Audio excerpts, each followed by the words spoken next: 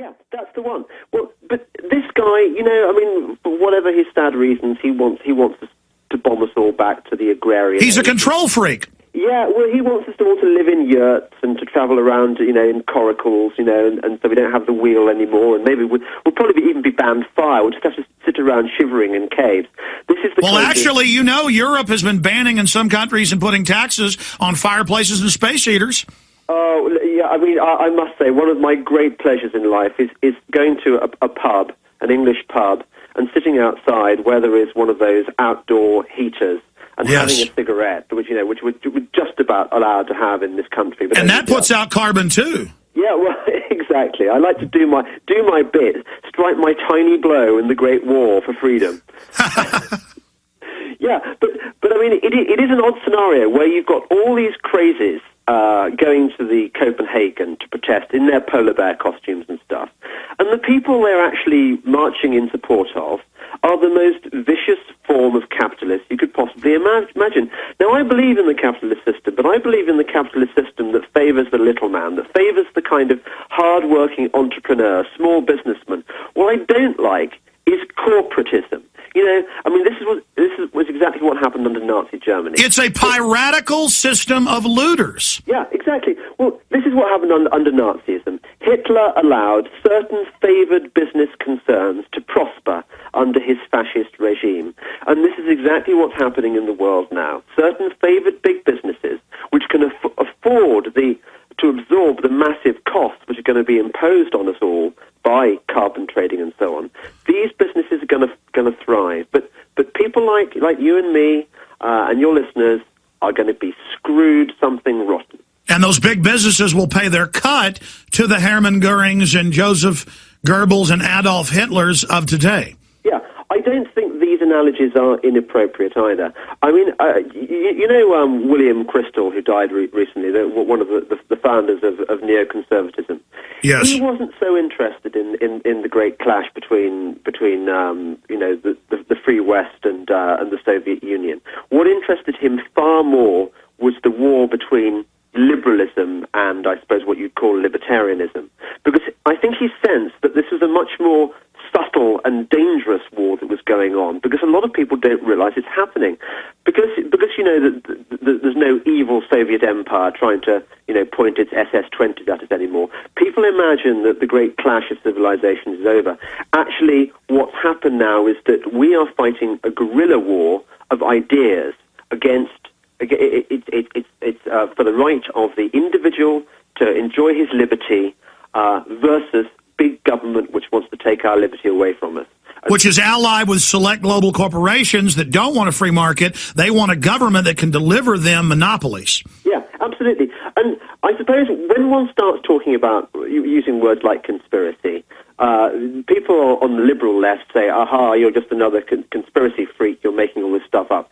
I would say it's only 50% a conspiracy in that, for example, the people in the green movement don't share the same goals as people, you know, in big business who are making money out of it.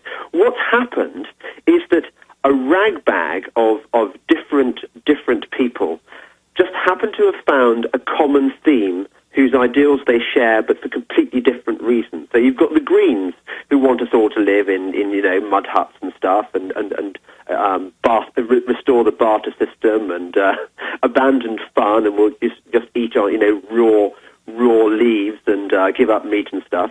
And then on the other hand, you've got the sinister big business interests who just wants to line their pockets. You know, couldn't be more different, but they have found a common cause, and that cause is AGW. Well, here's the Greek Prime Minister, Bilderberg, at Copenhagen. We are observing the birth of global governance.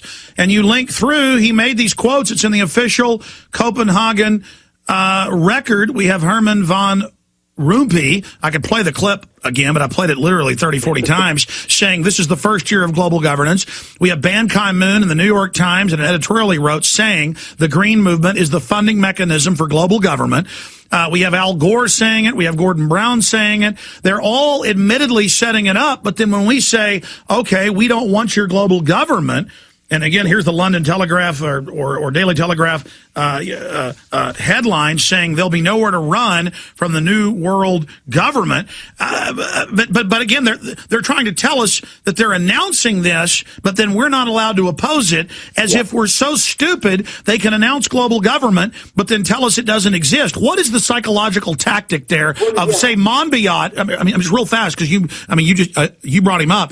Monbiot writes books, writes articles. Every few weeks, a new story. He signs petitions calling for a dictatorial world government to carry out environmental austerity. But then he writes articles attacking myself and others, saying we're lunatics and none of this exists. I mean, does he think we're so stupid? He has such disrespect for us? I mean, what is the psychological tactic there? You know, in some ways, Alex, we are stupid. You know, just as in the 1930s, Hitler wrote this book called Mein Kampf, in which he stated explicitly exactly what his plan was. He hated the Jews, he hated the Slavs, he wanted to destroy the Slavic Untermenschen, he wanted a form of new world order with him, Adolf Hitler, in charge. How did people respond to this? Oh, he's just a sad little German Austrian in need of a bit more love. You know, we don't need to rearm against this guy. It's all going to be okay. This is the power of wishful thinking. People do not want to deal with a reality that doesn't suit them. And I think it's the same with this AGW conspiracy now. As you say, people, you know, the Club of Rome, various people have been very explicit about this. And this is, of course, the classic way fascist movements operate. I don't know whether you've read Jonah Goldberg's rather excellent book, Liberal Fascism. He describes how, in order for fascist regimes to take over, they need a crisis. And if that crisis doesn't actually exist, they need to invent the crisis. I mean, this is what you've got Rahm Emanuel saying as well, haven't you? Let's make it an opportunity of this crisis. And, of course, the idea that the world is going to end due to catastrophic man-made global warming is the best crisis you could ever imagine, which is why so many people have been gathering round this wonderful theme and working it up for all they're worth, because this is their excuse they need. You know, this crisis is so important that it is far too important to be left to the people of the world's constituent countries to vote on the issue. It's so important this must be taken away from the people, and it must be decided by experts from the United Nations. In future, they will take power, even over elected governments. They will. And notice how they always say in all their talking points, whether it's David de Rothschild or whether it's Ban Ki-moon, whether it's Al Gore or Gordon Brown, they always say the time for talk and debate is over. This is the way it is. That's absolutely right. And again, that is a classic product of Nazism and fascism. It's all about action. Action now, because action means that you don't have to think about anything anymore. And of course, this is why Al Gore says in his propaganda, his Leni Riefenstahl type propaganda movie, An Inconvenient Truth, why he says that consensus has been reached, the science is settled. Because once you do that, you instantly pull the rug from those who say, hang on, the debate isn't over, hang on, let's talk about this, hang on, there's a few more facts that are slowly beginning to emerge, hang on, it isn't settled at all. If you say, act now, we must stop thinking, you are overriding these people, you are overriding the arguments. And of course, as we've agreed, the arguments are not in these people's favor. The facts are not in their favor, which is why they try and ride roughshod over those facts as quickly as they can. You're absolutely right. But again, I see the momentum beginning to shift against them. And before the last break, and we got cut off, you brought up internet censorship. Yeah. This is openly being announced globally. They're now even, Senator Jay Rockefeller has said, quote, we'd be better off never inventing the internet. They're now openly saying in Australia, oh, we're going to censor political views we don't like or people that leak things on WikiLeaks. We're now going to block this. They're really moving to do this. People better take them serious. Can you speak to that and how we block this completely, openly authoritarian, undemocratic fraud? Well, there's two things at stake here. Alex, are you familiar with the work of the Italian Marxist thinker Antonio Gramsci? Yes. Gramsci, of course, was the guy who said that in order for the left to win the political war, it must first win the cultural war, and there must be a long march on the institutions. And so what happened is that little by little over the years, the liberal left captured the seats of learning, the universities, which are of course all left wing. They had the long view of history. Yeah, exactly. They took over the newspapers.